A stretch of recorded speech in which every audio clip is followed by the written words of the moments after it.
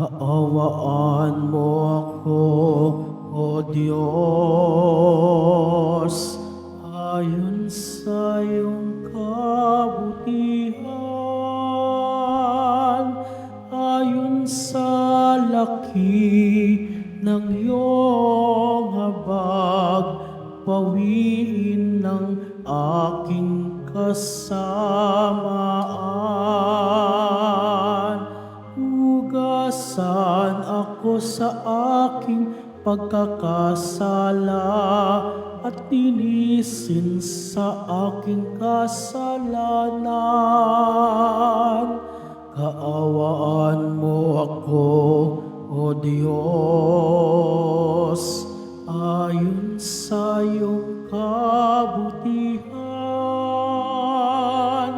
ayon sa laki ng iyong habag, pawiin ng aking kasamaan. Sa ngalan ng Ama at ng Anak at ng Espiritu Santo, Amen. sumainyo ang Panginoon. At sumayo rin.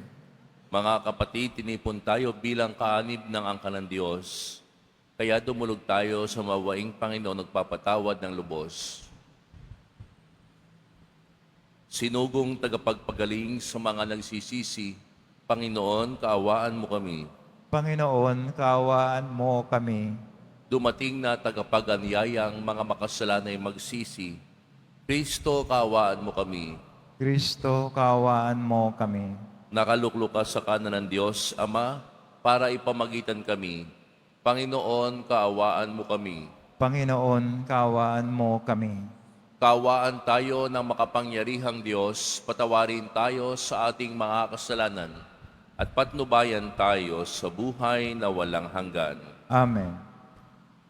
Manalangin tayo. Ama naming makapangyarihan, ikaw ay nagmamagandang loob na sa iyong pagpapala kami mapuspos. Kaya't ihanda mo kaming kamtin ang iyong alindog sa langit, paundangan sa pagbabagong sa luma naming ugali ipalit. Sa pamamagitan ni Jesucristo kasama ng Espiritu Santo, magpasawalang hanggan. Amen. Magsipo muna ang lahat. Pagbasa mula sa aklat ni Propeta Daniel.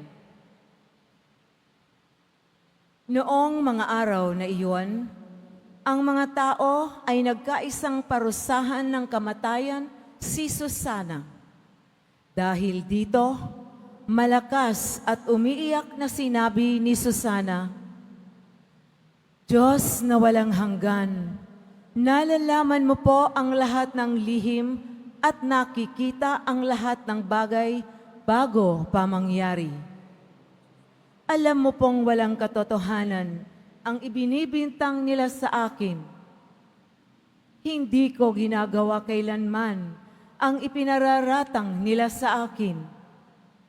Bakit ako kailangang mamatay? Tininig ng Diyos ang kanyang dalangin. Nang si Susana ay dinadala na sa pagpapatayan sa kanya, isang binatang nagngangalang Daniel ang malakas na tumutol. Ayokong mapabilang sa magbububo ng dugo ng babaeng ito, sabi niya.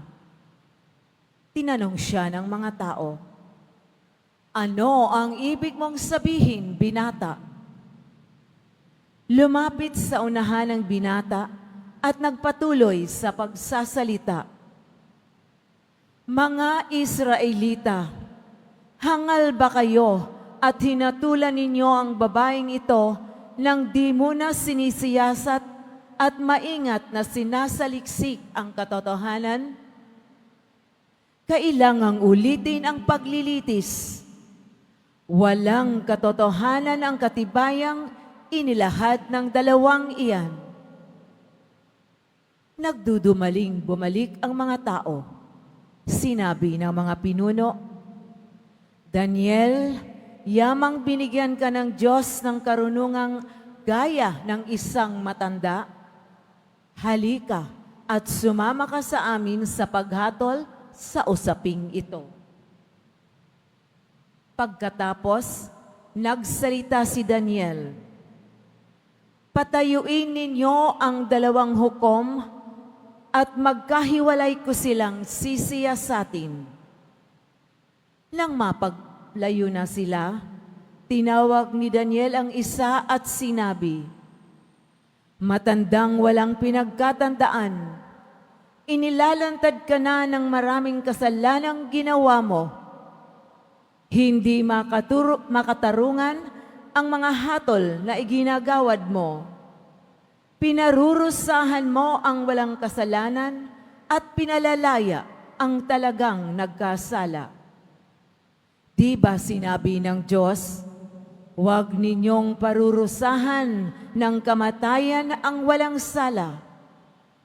Kung talagang nakita mo ang ipinararatang mo sa babaeng ito, sabihin mo sa amin, sa ilalim ng anong puno sila nagtatalik nang matutop ninyo?" Sumagot siya, "Sa ilalim ng punong hati."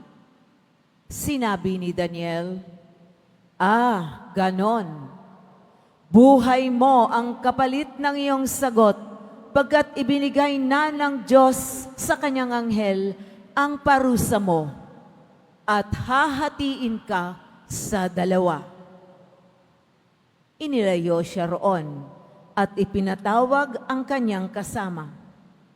Paglapit nito, sinabi ni Daniel, "Ikaw naman, anak ni Kanaan, hindi ka tunay na Hudyo. Binihag ng alindog ng babae ang iyong isip at inalipin ng kahalayan ang iyong puso. Alam na namin ngayon ang ginagawa mo sa kababaihan ng Israel. Tinatakot mo sila para pagbigyan ang iyong kahalayan. Subalit, narito ang isang babae ng Huda na hindi natakot sa iyong kaimbihan. Sabihin mo, sa ilalim ng anong puno ninyo nakita ang inyong pinagbibintangan?" At sumagot ang matanda, "Sa ilalim ng punong putol." Gayon. Pakli naman ni Daniel, "Buhay mo ang katumbas ng kasinungalingang ito, pagkat naghihintay na ang anghel ng Diyos upang putulin ka sa pamamagitan ng tabak." Dahil dito, nagsigawan sa tuwa ang lahat ng nakasaksi at nagpuri sila sa Diyos sapagkat inililigtas niya ang mga nagtitiwala sa Kanya. Binalingan nila ang 2 hukom matapos patunayan ni Daniel na sila'y nagsisinungaling at nanumpa ng di totoo. Hinatulan silang mamatay. Ayon sa kautusan ni Moises, ang nagpaparatang ng di totoo ay siyang lalapatan ng parusang nakatakda sa kasalanang ipinaratang niya. Naligtas nga sa kamatayan ang isang taong walang kasalanan.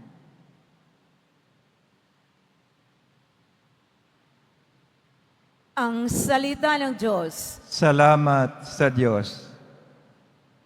Dahil sa daang madilim, Panginoon ko'y kapiling. Kahit sa daang madilim, Panginoon ko'y kapiling. Panginooy aking pastol, hindi ako magkukulang.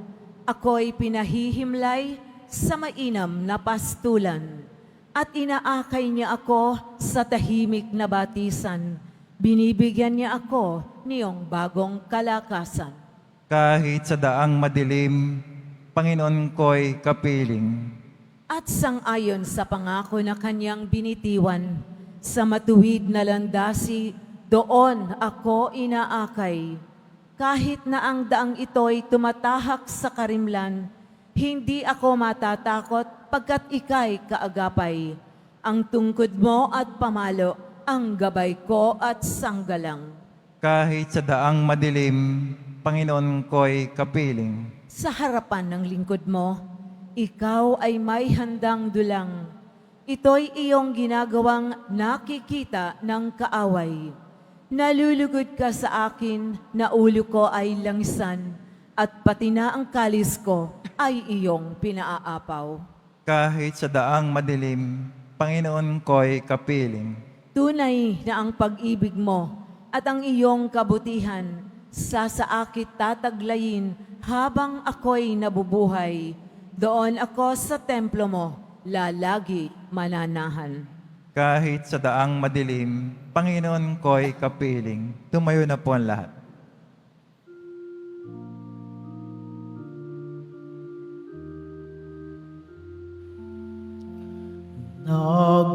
Nagpupuri kami sa'yo, Panginoong Hesu Kristo.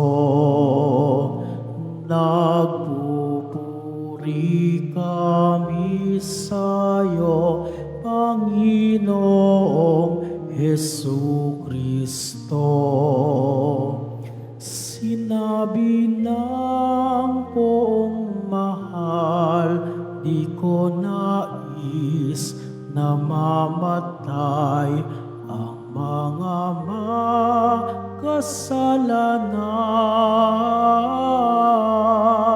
Nagbabagong kalooban upang sila ay mabuhay.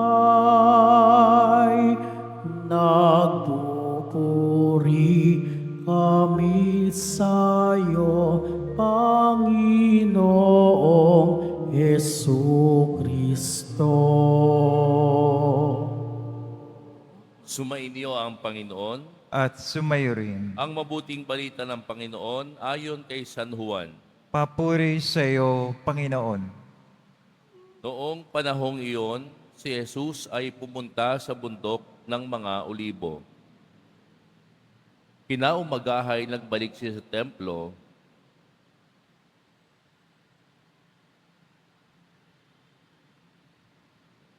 Sinabi ni Jesus sa mga Pariseyo, "Ako ang ilaw ng sanlibutan.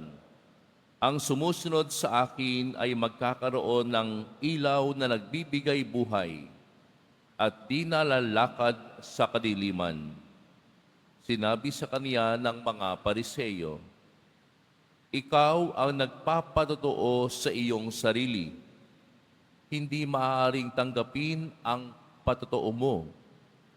Sumagot si Jesus, "Kahit ako ang nagpapatotoo sa aking sarili, totoo ang aking sinasabi, sapagkat alam ko kung saan ako nanggaling at kung saan ako paroroon. Ngunit hindi ninyo alam ang aking pinanggalingan at ang aking paroroonan. Humahatol kayo ayon sa paghatol ng tao. Ngunit hindi ako humahatol kanino man. Humatol man ako, tama ang aking hatol, sapagkat hindi lamang ako ang humahatol, kundi ako at ang Amang nagsugo sa akin. Nasusulat sa inyong kautusan na dapat tanggapin ang patotoo ng dalawang tao. Nagpapatotoo ako tungkol sa aking sarili at nagpapatotoo rin ang Amang nagsugo sa akin." Kaya't siya ay tinanong nila, "Nasaan ang iyong ama?" Sumagot si Jesus, "Hindi ninyo ako nakikilala, ni ang aking ama. Kung nakikilala ninyo ako, siya ay makikilala rin ninyo." Ito'y sinabi ni Jesus nang siya ay nagtuturo sa templo sa may lalagyan ng kaloob. Ngunit walang nangahas humuli sa kanya sapagkat hindi pa niya oras. ang mabuting balita ng Panginoon. Pinupuri ka namin, Panginoong Jesucristo. Magsiyo po muna ang lahat. Mga kapatid, kapag po nawawalan ng kuryente, lalo na kapag gabi, kapag nagba-brown out o nagba-blackout, tunay ngang napakahirap kumilos, lalo kapag walang ilaw.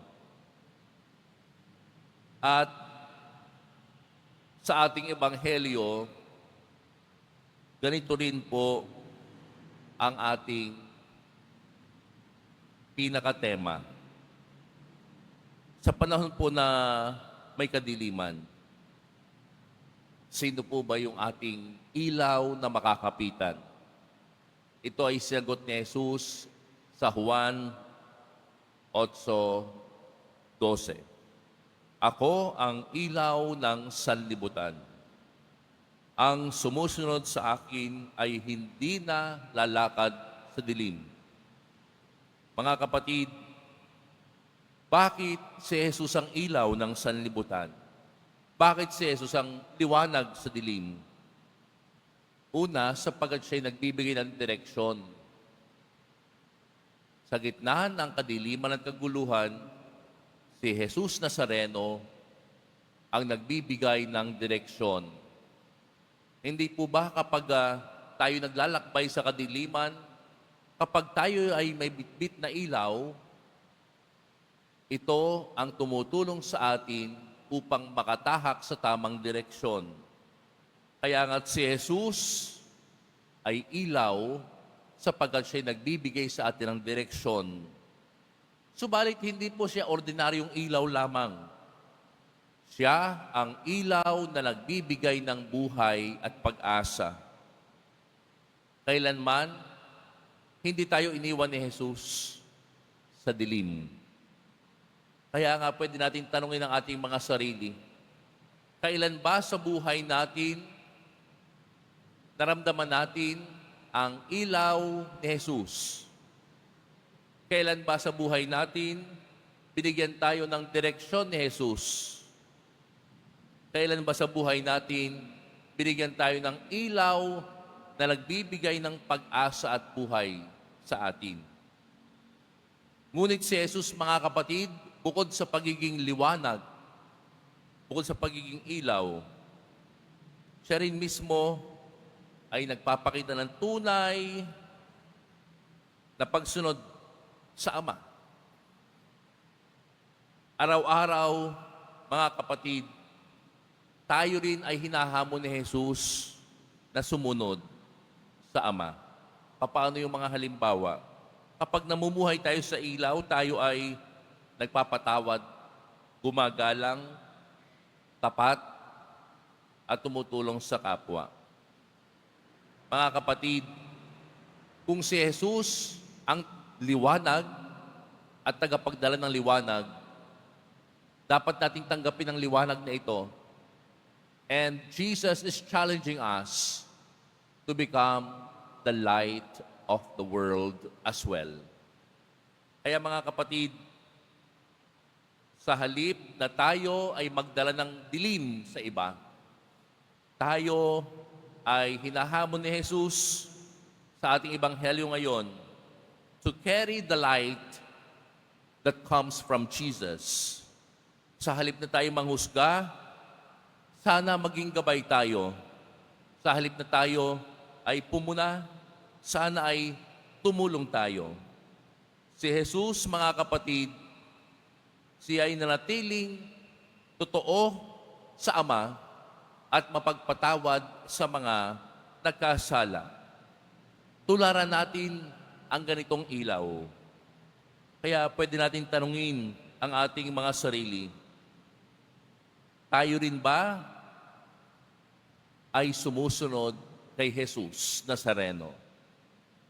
Sapagkat si Jesus Nazareno bilang ating ilaw sa gitna ng dilim ay nagbibigay sa atin ng magandang halimbawa upang sumunod sa Ama. Kaya mga kapatid, sa pagpapatuloy ng ating banal na misa, nawa ang ilaw na taglay natin ngayon sa ating mga puso, ang ilaw ni Jesus Nazareno, ay ating dalhin sa gitna ng dilim so that we will light the darkness and we will impel the darkness. We will expel the darkness of others. Sapagkat kapag si Jesus ang dinala mo, hindi ang sarili, si Jesus. Kapag si Jesus ang dinala mo, totoong ang mission mo ay magtatagumpay. Nawa sa ating trabaho, sa ating bahay, sa ating komunidad, palagi nating tanggapin si Jesus ang ilaw ng sanlibutan. Kapag nahihirapan, kapag may pagkukulang, tumingin kay Jesus, ang liwanag ng mundo. At hilingin natin ngayon kay Jesus, Panginoon, turuan mo kaming magbahagi ng liwanag sa iba. Turuan mo kaming sumunod sa iyo araw-araw, mahal na poong Jesus Nazareno.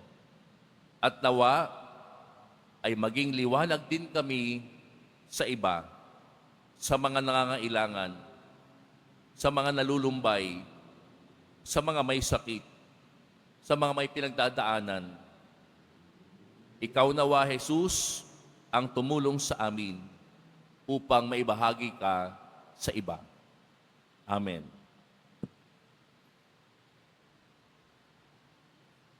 Tumayo na po ang lahat.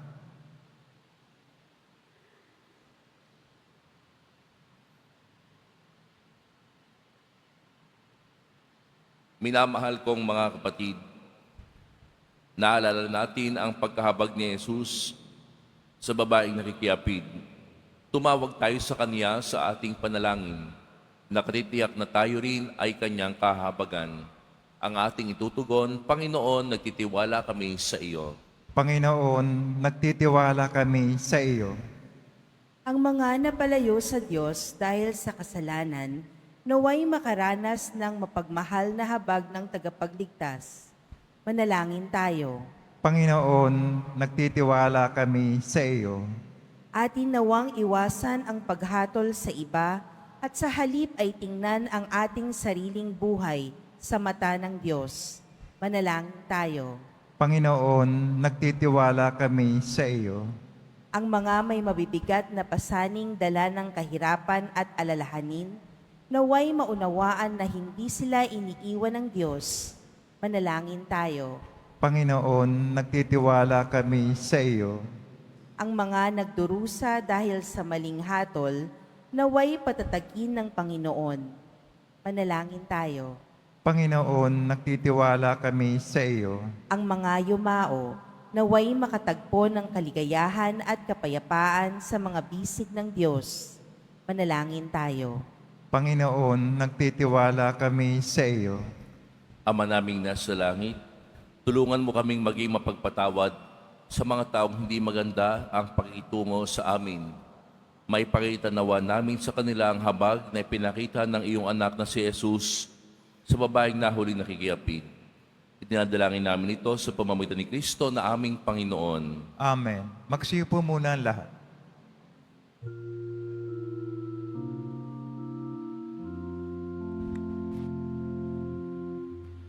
Sumasamo kami sa'yo, marapatin yaring alay. Panginoon, tanggapin mo itong alak at tinapay. Sa'yo poon aming handog, buong puso't pag-iisip.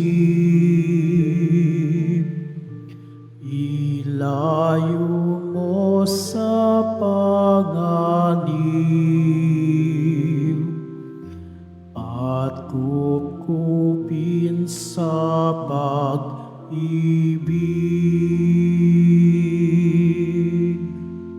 Tumayo na po ang lahat.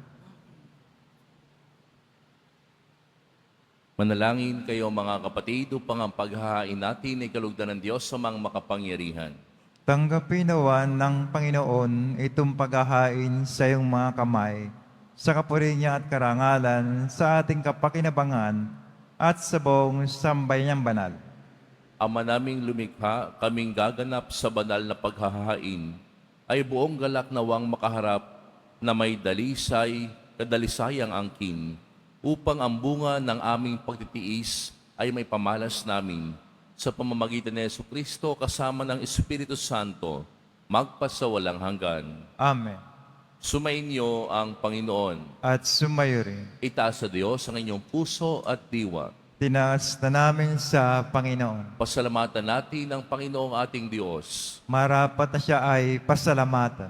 Ama naming makapangyarihan, tunay nga marapat na ikaw ay aming pasalamatan sa pamamagitan ni Jesucristo na aming Panginoon, sa pagpapakasakit ng giliw mong anak, ang sangkatauhay minarapat mong magpahayag ng iyong dakilang pag-ibig sa lahat, na pawang nais mong tubusin ng Mesiyas sa harap ng iyong kadakilaan, kapos ang dila naming magsaysay sa pag-ibig na makapangyarihang sa krus ay tinanghal. Sa krus ipinasyang patawarin ng mga tao, sa krus nagtagumpay ang ipinakong Kristo. Kaya kaisa ng mga anghel na nagsisiawit ng papuri sa iyo na walang humpay sa kalangitan, kami nagbubunyi sa iyong kadakilaan. Santo, Santo, Santo, Panginoon Diyos ng mga hukbo, napupuno ang langit at lupa ng kadakilaan mo, o sana sa kaitaasan. Pinagpala na paririto sa ngalan ng Panginoon, o sana sa kaitaasan. Magsilod po ang lahat. Ama naming banal, ikaw ang bukal ng tanang kabanalan.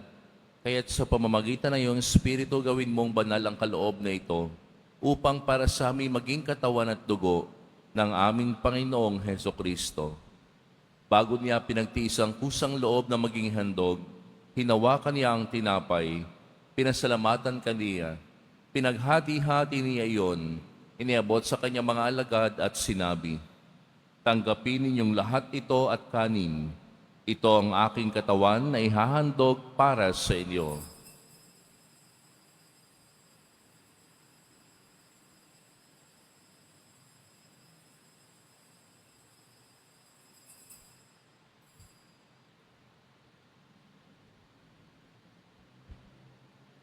Gayon din naman nung matapos ang hapunan, hinawakan niya ang kalis, muli kaniyang pinasalamatan, iniabot niya ang kalis sa kanyang mga alagad at sinabi, "Tanggapin ninyong lahat ito at inumin.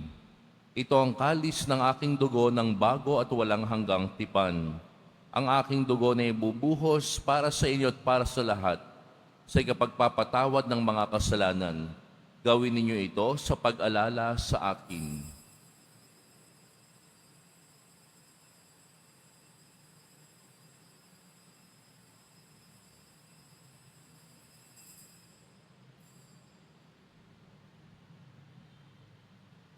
Tumayo na po ang lahat. Ipagbunyi natin ang misteryo ng pananampalataya. Si Kristo'y namatay, si Kristo'y nabuhay, si Kristo'y babalik sa wakas ng panahon. Ama, ginagawa namin ngayon ang pag-alala sa pagkamatay at muling pagkabuhay ng iyong anak. Kaya't iniaalay namin sa iyo ang tinapay na nagbibigay buhay at ang kalis na nagkakaloob ng kaligtasan. Kami nagpapasalamat dahil kami iyong minarapat na tumayo sa harap mo para maglingkod sa iyo. Isinasamo namin kaming magsasalo-salo sa katawan at dugo ni Kristo ay mabuklod sa pagkakaisa sa pamamagitan ng Espiritu Santo. Ama, lingapin mo ang iyong simbahang laganap sa buong daigdig. Puspusin mo kami sa pag-ibig kay ni Francisco na aming Papa at ni Jose na aming Obispo at ng Tanang Kaparian. Alalahanin mo rin ang mga kapatid naming nahimlay nang may pag-asang sila'y muling mabubuhay, gayon din ang lahat ng mga pumanaw. Kaawaan mo sila at patuloyin sa iyong kaliwanagan. Kaawaan mo at pagindapatin kaming lahat na makasalo sa iyong buhay na walang wakas. Kaisa ng mahal na Birheng Maria na Ina ng Diyos, ng kabiyak ng puso niyang si San Jose, kaisa ng mga apostol at ang lahat ng mga banal na namuhay dito sa daigdig ng kalugod-lugod sa iyo, may pagdiwang nawa namin ang pagpupuri sa ikararangal mo sa pamamagitan ng iyong anak na aming Panginoong Heso Kristo. Sa pamamagitan ni Kristo, kasama niya at sa Kaniya, ang lahat ng parangal at papuri ay sa iyo, Diyos amang makapangyarihan, kasama ng Espiritu Santo, magpasawalang hanggan. Amen. Sa tagubili ng mga nakagagaling na utos at turo ni Jesus na Panginoon natin at Diyos, ipahayag natin ng lakas loob.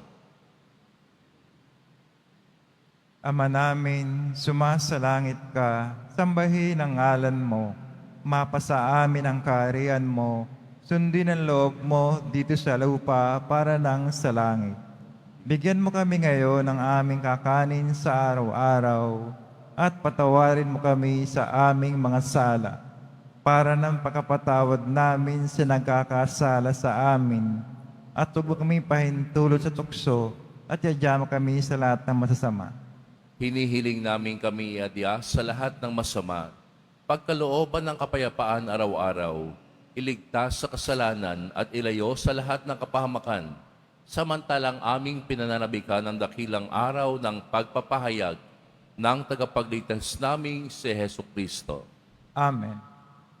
Sapagkat iyo ang kaharian at ang kapangyarihan at ang kapurihan magpakailanman. Amen. Panginoong Heso Kristo, sinabi mo sa iyong mga apostol, kapayapaan ang iniiwan ko sa inyo. Ang aking kapayapaan ang ibinibigay ko sa inyo. Tunghayan mo ang aming pananampalataya at huwag ang aming pagkakasala. Pagkalooban mo kami na kapayapaan at pagkakaisa ayon sa iyong kalooban, kasama ng Espiritu Santo magpasawalang hanggan. Amen. Ang kapayapaan ng Panginoon ay laging sumainyo. At sumayo rin. Magbigayan kayo ng kapayapaan sa isa't isa. Kordero ng Diyos na nagalis ng mga kasalanan sa libutan, maawa ka sa amin. Kordero ng Diyos na nagalis ng mga kasalanan sa libutan, maawa ka sa amin. Kordero ng Diyos na nagalis ng mga kasalanan sa libutan, ipagkaloob sa amin ang kapayapaan. Magsilod po lang.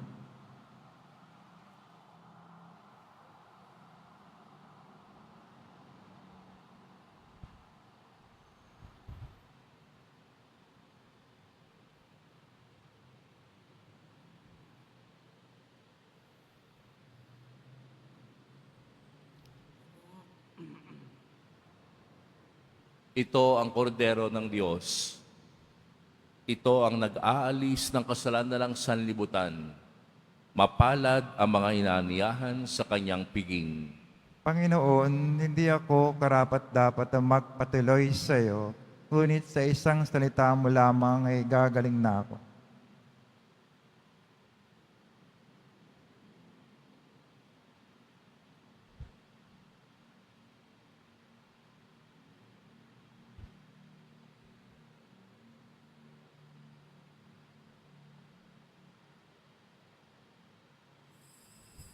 Para sa lahat ng tatanggap ng banal na komunyon, sasagot po tayo ng amen pagkasabi ng pare o lay minister ng katawan ng Kristo at isubo agad sa bibig bago umalis sa panampare o lay minister. Sumunod po tayo.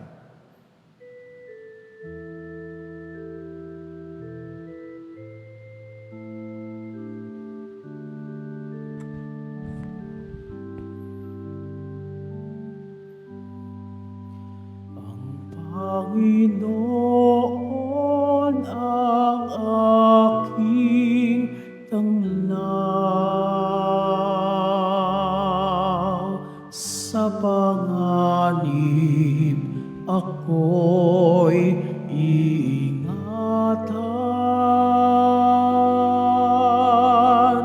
Kanino ako masisindak, matatakot kung ako'y laging nasa piling niya. O Diyos, pakinggan mo ang aking tawag at sa aking maawat mahabag. Buhay ko may pagtangkaan, buhay ko may pagbantaan, sa'yo pa rin magtitiwala kailanman. Ang Panginoon ang aking tanglaw, sa panganib ako'y iingatan. Kanino ako masisindak, matatakot kung ako'y laging nasa piling niya.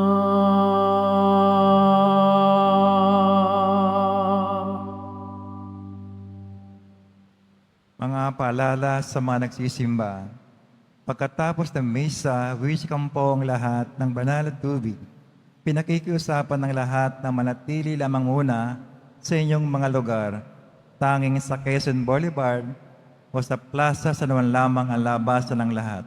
Sumunod po tayo. Maraming salamat po sa inyong pagdalaw at pagsisimba sa Basilica Menor at Pambansang Dambana ni Jesus Nazareno. Tumayo na po ang lahat.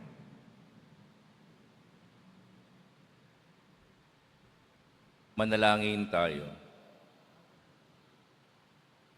Ama naming mapagmahal, kaming pinapakinabang mo sa piging ng iyong pagpapala, ay pamalagiin nawa nitong walang hilig sa masama. At sa gayoy, maligsi naming masundan ang yakap ng halimbawa ni Jesucristo, ang aming tagapamagitan, kasama ng Espiritu Santo, magpasawalang hanggan. Amen. Sumainyo ang Panginoon. At sumayo rin. Mahal na poong Jesus Nazareno, inihayag mo sa pamamagitan ng krus ang walang maliw na pag-ibig ng Diyos sa sangkatauhan. Pakinggan mo ang kahilingan lalo na para sa mga nangangailangan ng iyong tulong at awa. Makamtan nawa namin ng iyong kasagutan na may utang na loob na tinatanaw. Basbasan din po ninyo itong mga imahen at dasalan upang lalo kaming manalangin at magtiwala. Sa pamamagitan ng bendisyon na ito, naway lalo kaming maging mapaglingkod, masunurin at tapat sa iyo na aming maluwalhating Panginoon magpasawalang hanggan. Amen. Pagpalain kayo na makapangyarihang Diyos, Ama at Anak at Espiritu Santo. Amen. Humayo kayong taglay ang kapayapaan ng poong Jesus Nazareno. Salamat sa Diyos.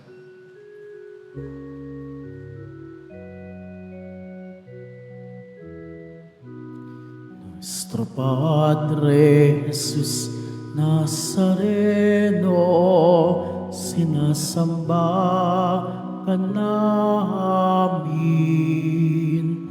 pinipintuho ka namin, aral mo ang aming buhay at kaligtasan. Nuestro Padre Jesus Nazareno, iligtas mo kami sa kasalanan. Ang krus mong kinamatayan ay sagisag ng aming kaligtasan.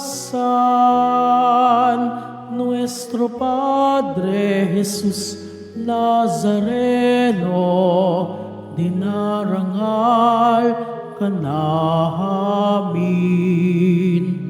Nuestro Padre Jesus Nazareno, niluluwalhati ka namin. Nuestro Padre Jesus Nazareno, dinarangal ka namin.